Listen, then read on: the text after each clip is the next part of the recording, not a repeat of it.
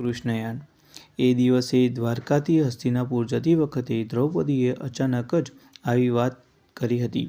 ગળું ભરાઈ આવ્યું હતું એનું, પણ અવાજ સ્થિર હતો।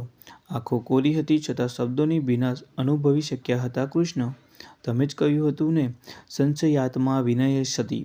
સાચું છે સખા।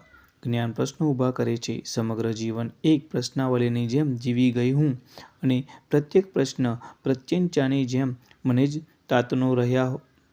તાતતો રહ્યા। મારા પ્રશ્નો વેદનાના સનસનાતા બાણ બનીને મારા જ પ્રિયજનોને વાગતા રહ્યા, રક્ત જીવ કરતા રહ્યા।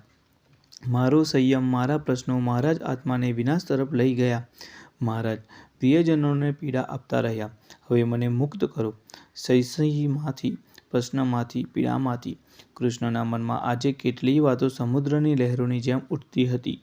મનના ખૂણે ખૂણે પછડાઈને ફીણ ફીણ થઈને વિખરાઈ જતી હતી। પરંતુ આજે શા માટે એ વાત સ્મરણમાં આવે છે? અહીં આ વાત પરિસ્થિતિમાં મુક્ત થવાની પડે બંધનો કેમ સ્મરણ બનીને આવતા હતા?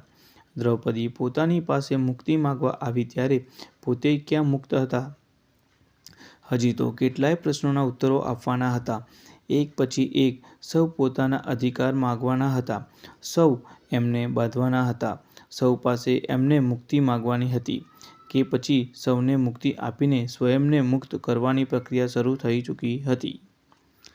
પશુના પોતે મરીશ, સાવ એકલો, અસહાય અને પીડિત। માતા ગાંધારીએ કુરુક્ષેત્રના યુદ્ધ પછી એમને મળવા ગયેલા કૃષ્ણએ કહ્યું હતું। હૃદયવલોની નાકે એવી પીડા હતી એ અવાજમાં।